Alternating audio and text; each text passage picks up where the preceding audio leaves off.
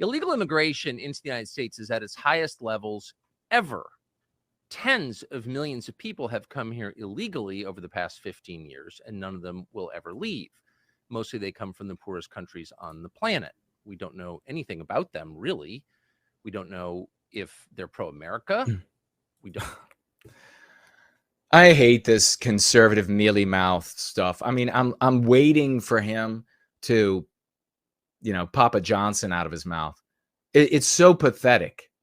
It's like, oh, we don't know out there. Look, they're non-white, anti-whites. They're like breaking into the country. What more do you need to know? Just say it. We don't know if they're pro-America, or we don't. Why would they be pro-America? How could they be pro-America?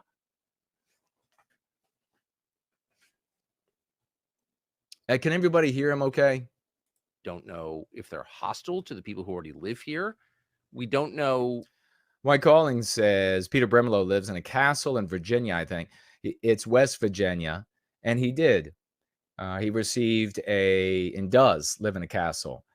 He received a very large financial gift from a Jewish donor that he turned around and paid cash for this castle.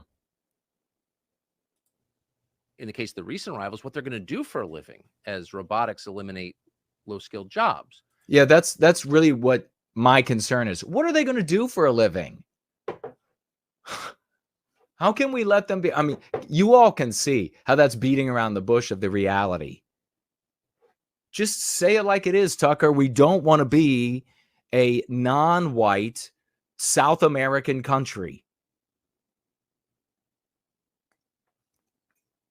These are all arguments for the selfish, all abstractions for the selfish individualist. So what's happening right now at the border, though it's often mentioned on TV, is really undersold as a story. This is changing America forever, and almost certainly for the worse, as we're watching it, and no one is doing anything about it. The governor of Texas occasionally makes noises about it. It's over his border.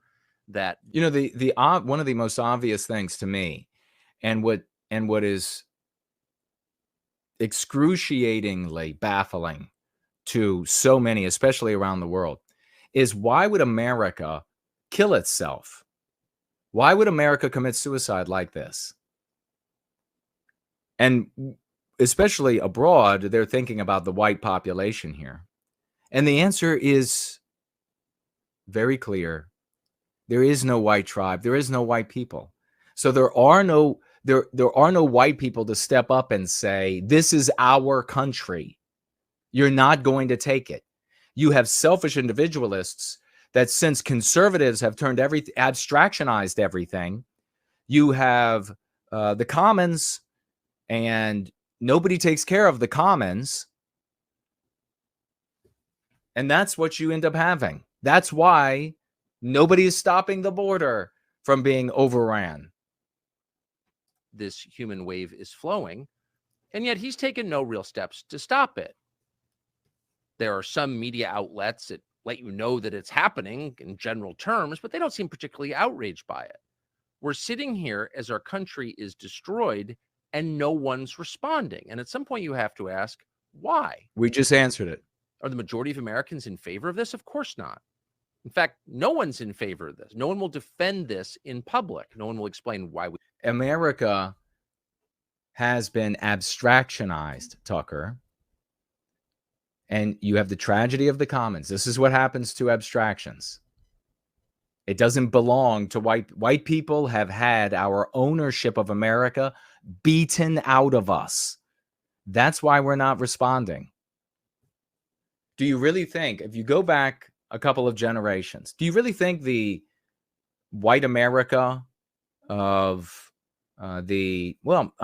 say during or just prior to the start of World War II, do you really think that they would have said, to the border just being flooded like this?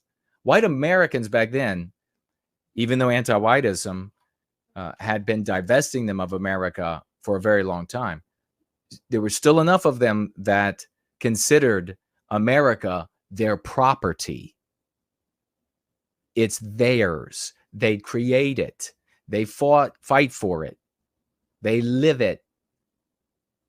And so they would have responded. White people today, no white person today can honestly get up and has the not only the courage, but the fanaticism of an owner that has been victimized, that has had an injustice done upon him, and would stand up without righteous fury and say, America is mine.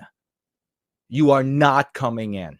We are getting rid of I don't care how brown, I don't care how brown cow, I don't care how non-white they are.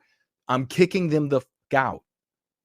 I don't care how gay they are. I don't care how trans they are. I don't care how much they're hunted by alien predators in their mother country, whatever it is. You're getting the out because this is mine. White people have been divested of America. You're not going to hear anything this smart anywhere else. So count your lucky stars. We need it, why it's a good idea, how it's going to help this country, how your grandchildren will live in a better place because of it. People are just silent, like it's not even happening. And again, tragedy of the commons, Tucker. Then you have to ask why. And the answer, of course, is really simple, because they're afraid. They know they'll be punished if they say anything about it. No, the fear of being victimized by anti-whiteism is definitely part of it. But the fact that white people no longer believe that they own it is the biggest part. That's how everything is lost. It's divested by way of an abstraction. It becomes the commons, and then we just watch as the commons goes to shit. The only thing that you're left with, if you're a white person, is your house, your yard, your car. Those things are yours. For now,